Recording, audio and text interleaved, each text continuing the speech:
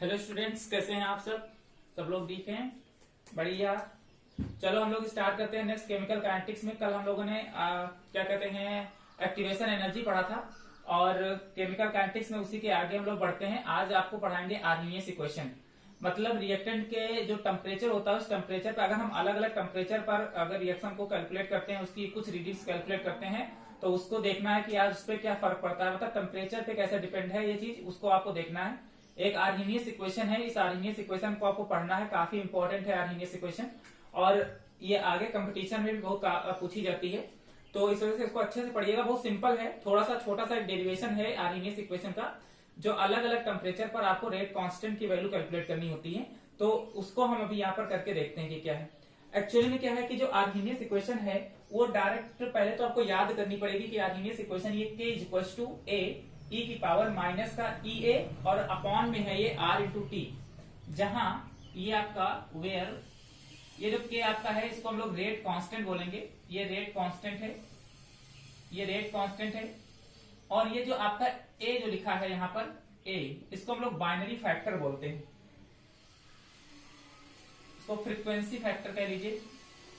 Frequency factor binary collision से निकल के होता है, इस वजह से इसको हम लोग फ्रीक्वेंसी फैक्टर बोलते हैं। ठीक है, एक कांस्टेंट है। और ई तो आपको पता है कि एक्सपोनेंशियल है, और जो ई ए है, ई और सफिक्स में ए है, इसको ध्यान रखिएगा। इसको हम लोग कल ही देख लिए थे कि इसको एक्टिवेशन एनर्जी कहा जाता है। ये एक्टिवेशन एनर्जी है। और आपका जो ये आर है इसको हम लोग गैस कांस्टेंट बोलते हैं, यूनिवर्सल गैस कांस्टेंट। इसकी वैल्यू आप सबको पता होगी 8.314 करके होती है। और जो टी आपका होता है ये स्टैंडर्ड टेम्परेचर है, यहाँ पर टेम्परेचर लिख लो कुछ भी, है ना, ये आपका टेम्परेचर हो जाएगा। ये सब चीजें हैं, ये सारे सिंबल्स आपको पहले से जान में आ रहे होंगे, सब पता होंगे। तो अब क्या करना है ना हमको कि इस इक्वेशन को थोड़ा सा आर्हेनियस इक्वेशन को सिंप्लीफाई करना है और अलग अलग टेम्परेचर पे ला करके इसको हमको लिखना है। अच्छा, इसको सिंप्लीफाई करने का सबसे अच्छा तरीका ये है कि आप हम दोनों तरफ क्या ले लीजिए, इसमें लॉग है ना, टेकिंग लॉग बोथ साइड। इसको अच्छे से समझिएगा, टेकिंग लॉग बोथ साइड। हम दोनों तरफ लॉग ले लेते हैं।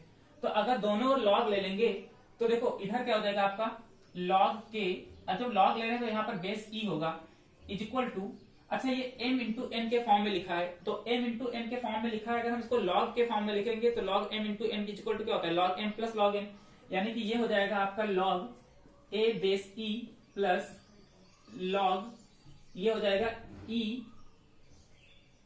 और ये आपका ऊपर हो जाएगा माइनस का ई ए और अपॉन में आर टी, ये हो जाएगा, है ना।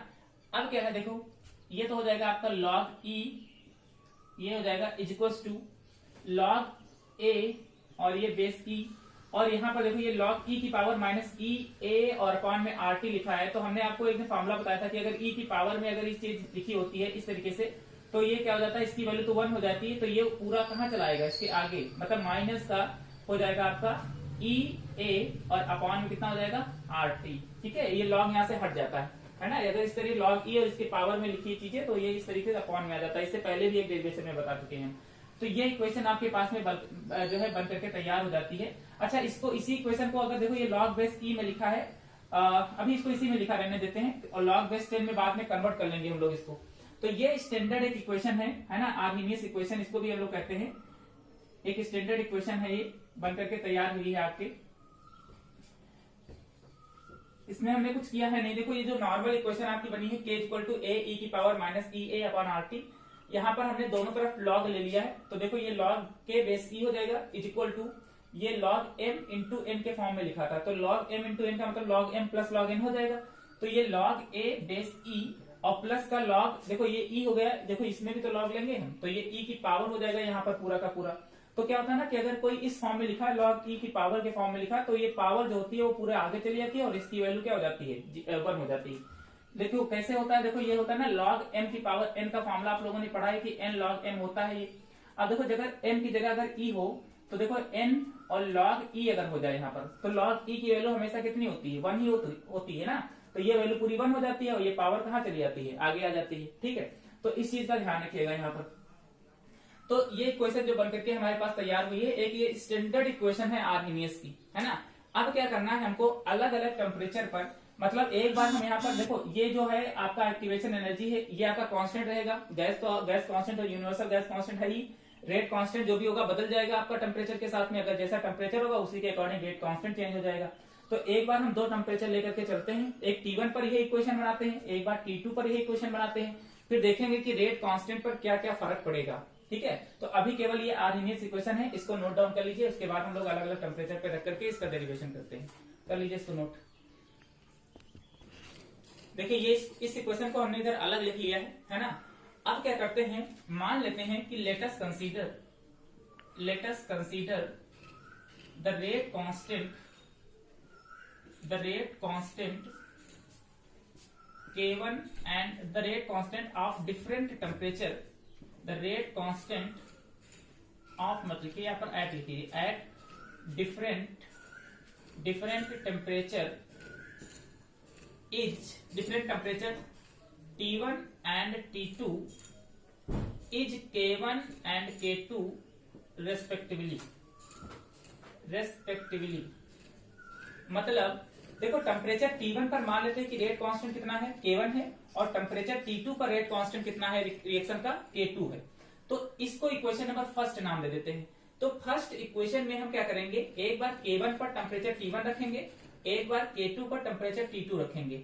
मतलब कहने का ये है कि फ्रॉम इक्वेशन 1, देखिए यहां से देखो log K बेस E, और यहां पर एक बार क्या रखेंगे K1, ये तो आपका कांस्टेंट ही रहेगा, log A base E minus EA, और अपॉन में कितना हो जाएगा R, और टेम्परेचर कितना हो जाएगा T1। इसको इक्वेशन नंबर सेकंड नाम दे देते हैं। उसी तरीके से similarly at rate constant K2 at temperature T2 की बात कर लेते हैं। तो देखो क्या हो जाएगा, यही इक्वेशन बन जाएगी log K2 base E is equal to log A base E, ये तो कांस्टेंट ही रहेगा, माइनस का EA, और अपॉन में कितना हो जाएगा R T2। इसको इक्वेशन नंबर क्या मान लेते हैं, थर्ड। अब क्या करना है कि थर्ड वाली इक्वेशन में से इस वाली इक्वेशन को हम लोग क्या कर देंगे, सब्सट्रैक्ट कर देंगे। मतलब हमको डिफरेंस देखना है कि कितना आया है दोनों के बीच में, यानी कि फ्रॉम इक्वेशन थर्ड सब्सट्रैक्ट करना आपको इक्वेशन नंबर सेकंड को। तो कितना हो जाएगा, देखिए LHS वाले एक साइड में करेंगे, RHS वाले एक साइड में करेंगे। log K2 base E minus log K1 base E is equal to, यहां से देखो इसको लिख लेते हैं हम लोग log E base A minus का EA अपॉन में R T2, इसको एक ब्रैकेट में लिख लेते हैं, माइनस इधर वाली को लिख लेते हैं, क्या हो जाएगा आपका ये log A base E minus का EA, और अपॉन में कितना हो जाएगा R T1। ये देखो इसको हम और थोड़ा सा सिंप्लीफाई कर सकते हैं कि log K2 base E minus का log K1 base E is equal to, देखो ये log, इसको ब्रैकेट जब ओपन करेंगे तो log A base E minus का EA, और अपॉन में R T2।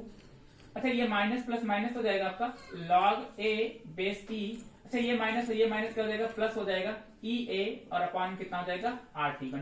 ये प्लस माइनस कैंसिल हो जाएगा।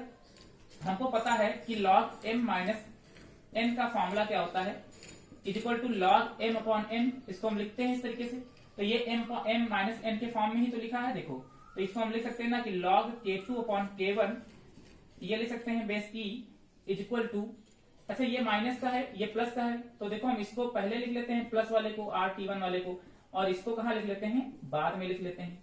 अब क्या है, देखो इसको हम ऐसे लिख सकते हैं कि log K2 upon K1 base E is equal to, यहां से आपको देखो कांस्टेंट क्या मिल जाएगा, EA कांस्टेंट मिल जाएगा, नीचे गैस कांस्टेंट मिल जाएगा आपको कॉमन, सॉरी, और ये हो जाएगा 1 अपॉन T1 माइनस का 1 अपॉन T2।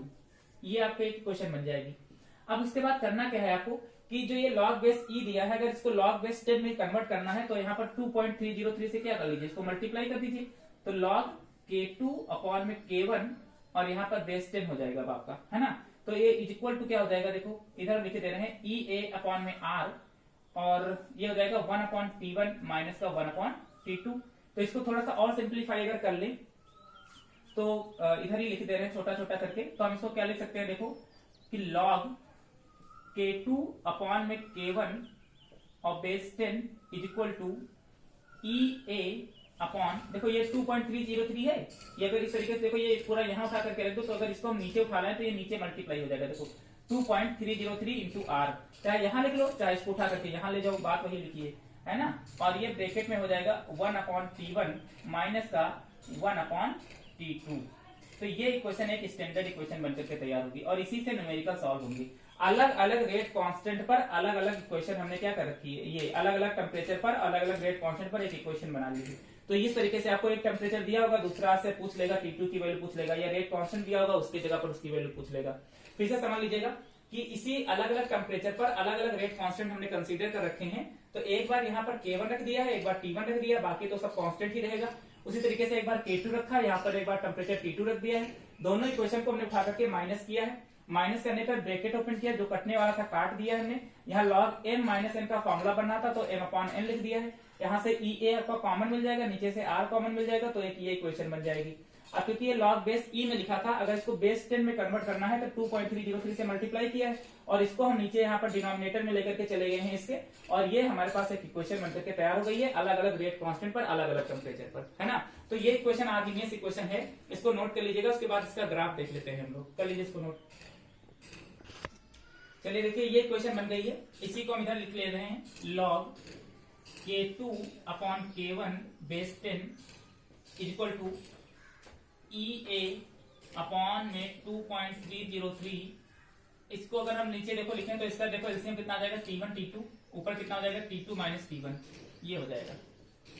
अब जरा जो हमने एक सेकेंड इक्वेशन बनाई थी उस सेकेंड इक्वेशन पे अगर जाएं तो देखो वो सेकेंड इक्वेशन क्या बनी थी स्टार्टिंग में, ये थी log K base E is equal to minus का EA अपॉन RT, और ये था क्या कहते हैं प्लस, नहीं पहले log A लिख लेते हैं, log A base E minus EA upon RT। इसको इधर उठा लो, log K बेस E, ये इधर आएगा तो माइनस का हो जाएगा log A base E। Standard equation तो हमारी यही बनी थी ना, ये तो हमने अलग अलग टेम्परेचर पे कैलकुलेट किया है। जो स्टैंडर्ड इक्वेशन बनी थी वो यही बनी थी आर्गेनियस की, है ना, सिंप्लीफाई करने पे जो बनी थी, इज इक्वल टू माइनस का EA अपॉन RT, इसको ऐसे लिख सकते हैं। अच्छा log बेस E को log बेस 10 में बदलने के लिए 2.303 से मल्टीप्लाई किया जाता है, तो ये log के बेस 10 में बदल जाएगा आपका, और यहाँ पर भी अगर हम मल्टीप्लाई कर लें 2.303 तो ये log A बेस 10 में बदल जाएगा, इज इक्वल टू माइनस का इधर हो जाएगा आपका EA और अपॉन में कितना हो जाएगा RT। अच्छा यहाँ से देखो 2.303 कॉमन मिल जाएगा आपका, अंदर कितना बचेगा log K base 10 minus log A base 10 is equal to minus का EA अपॉन RT। इसको हम और सिंप्लीफाई करके लिखेंगे तो log K base 10 minus log A base 10 is equal to ये 2.3 देखो इधर नीचे चला आएगा, माइनस का EA और अपॉन में 2.303 इंटू R इंटू T। इसको हम और अगर लिखना चाहें तो लिख सकते हैं log K base 10 is equal to minus का E इंटू A अपॉन में 2.303 इंटू R इंटू T। अब ये देखो माइनस वाला उधर जाएगा तो प्लस का फिर से हो जाएगा, कितना हो जाएगा log A बेस 10। ठीक, ये आपकी देखो एक इक्वेशन बन गई। अब अगर देखो, अब हमको देखना है कि ये आर्गेनियस इक्वेशन को वेरीफाई करना है ना, इसका वेरिफिकेशन क्या होगा इसको समझते हैं। वेरीफाई करने का मतलब ये है कि ये इक्वेशन सही है या नहीं सही है। अगर ये इक्वेशन सही है तो इसका वेरिफिकेशन होना चाहिए, तो हम इसको प्लॉट करेंगे, ग्राफ के माध्यम से इसको वेरीफाई करेंगे। अच्छा अगर देखा जाए तो अगर इस इक्वेशन को अगर देखो यहां से, तो ये y बराबर mx प्लस c को क्या शो कर रही है, अगर ध्यान से देखिए, अगर हम इसको एक ग्राफ पे प्लॉट करना चाहें, इधर देखिए ये y बराबर mx प्लस c पे कैसे शो कर रही है। अगर हम एक तरफ रेट कांस्टेंट की वैल्यू रखते हैं और यहां पर देखो पूरा ये वाला जो लिखा है, और एक तरफ हम टेम्परेचर रखते हैं, क्योंकि इसमें बदल क्या रहा है, अगर आपने अभी ये वाली इक्वेशन देखा होगा तो बदल क्या रहा है, एक तो रेट कांस्टेंट और दूसरा टेम्परेचर। तो अगर हम देखें तो यहाँ पर टेम्परेचर 1/T के फॉर्म में लिखा है, देखो 1/T के फॉर्म में। ग्राफ कैसे आपसे पूछ लेता है ये आप पे डिपेंड करता है कि आप उसको कितना अच्छे से समझे हैं। तो देखो एक तरफ तो ये K है ना, ऊपर की तरफ हम इधर दिखा देते हैं, इधर log K दिखा देते हैं, और नीचे की तरफ हम लोग दिखाते हैं 1/T। 1/T हमने इस वजह से लिखा है नीचे क्योंकि ये 1/T के फॉर्म में लिखा है। अगर इसको हम y बराबर mx प्लस c से कंपेयर करना चाहें तो देखो ये y हो गया, तो y बराबर देखो क्या हो जाएगा, यहाँ पर y बराबर तो हो जाएगा log के बेस 10। अच्छा ये वाला देखो x को हमने क्या मान रखा, 1/T यहाँ पर x के बराबर होगा, यानी कि जो x होगा यहाँ पर वो किसके बराबर हो जाएगा 1/T। तो स्लोप कितना हो जाएगा ये m, तो ये माइनस का जो EA अपॉन 2.303 बना है, ये क्या कहते हैं माइनस तो कंसीडर नहीं करेंगे, ये 2.303 और इंटू R, ये है यहाँ पर क्या स्लोप है, ये स्लोप दिखा रहा है। बाकी ये वाला जो है ये सी दिखा रहा है, सी मतलब वाई एक्सिस पे कहीं पर ये कट कर रहा है इतनी दूरी पर, ये है ना। तो अच्छा देखो ये माइनस का स्लोप का है, क्या है माइनस का है, तो माइनस में है तो यानी कि ये ग्राफ कैसा बनना चाहिए, और ये स्ट्रेट लाइन इक्वेशन है और ये स्लोप कैसा दिखा रहा है उल्टा, और सी पॉइंट पर मानते यहाँ पर कहीं पर ये कट कर रहा है सी पॉइंट पर वाई एक्सिस को, और कितना है लॉग, ये वाला पॉइंट जो है ये शो करता है कितना लॉग ए बेस 10 मान लेते हैं। तो ये वाला ग्राफ कैसा बनेगा, ऐसे उल्टा बनेगा, क्योंकि स्लोप कैसा बनेगा नेगेटिव बनेगा इस तरीके से, और एक स्ट्रेट लाइन होगा। अगर ये सी नहीं होता यहाँ पर तो ये ओरिजिन से पास करता, लेकिन यहाँ पर सी है इस वजह से ये यहाँ से पास करेगा। और ये जो आपका स्लोप है, ठीक है, ये जो स्लोप आपका यहाँ पर बना हुआ है, ये स्लोप कौन सा है, ये स्लोप क्या दिखा रहा है ई ए अपॉन में 2.303 इंटू आर। तो ये आपका ग्राफ बनेगा, क्योंकि ये इक्वेशन इस ग्राफ को क्या कर रही है, इस ग्राफ को सेटिस्फाइड कर रही है, इस वजह से हम इस वाली इक्वेशन का वेरिफिकेशन कर सकते हैं। तो ये थी पूरी आर्हेनियस इक्वेशन, जो कि अलग अलग रेट कांस्टेंट पर रिएक्शन की, अलग अलग टेम्परेचर पर हमने एक ग्राफ को कैलकुलेट किया है, या अलग अलग रेट कांस्टेंट पर हम टेम्परेचर को क्या कर सकते हैं, कैलकुलेट कर सकते हैं। कहने का मतलब ये है कि रेट ऑफ रिएक्शन टेम्परेचर पर भी डिपेंड करती है, टेम्परेचर घटाते हैं बढ़ाते हैं तो उससे रेट कांस्टेंट पर और रेट ऑफ रिएक्शन पर कुछ ना कुछ असर आता है, इसका भी इफेक्ट पड़ता है। इसी बेसिस पर आर्हेनियस ने अपनी एक इक्वेशन दी है कि टेम्परेचर चेंज कर देने पर उसके रेट कांस्टेंट पे क्या इफेक्ट पड़ता है, उस वजह से हम लोगों ने ये पूरी आर्हेनियस इक्वेशन जो है डिफाइन कर रखी है। अब हम इस पे बेस्ड आपको कुछ न्यूमेरिकल्स करवाएंगे, जो कि कल करवाएंगे, और ये इक्वेशन जो है इसी इक्वेशन से बेस पर आपके न्यूमेरिकल सॉल्व होंगे। आपको अलग अलग टेम्परेचर दिया होगा और रेट कांस्टेंट की वैल्यू आपको दे रखी होगी, इसमें से एक चीज आपको नहीं दे रखी होगी जो आपसे कैलकुलेट करने के लिए कहेगा वो, है ना। तो ये थी आर्हेनियस इक्वेशन, थोड़ा सा कैलकुलेशन इसमें ज्यादा है, लॉग वगैरह है, तो इसको आप लोग थोड़ा सा देख लीजिएगा तो समझ में आ जाएगा आपको, है ना। तो ये पूरा का पूरा डेरिवेशन था, इसको नोट कर लीजिएगा, इसके न्यूमेरिकल्स हम कल करवाएंगे, ठीक है। चलिए कर लीजिए नोट इसको।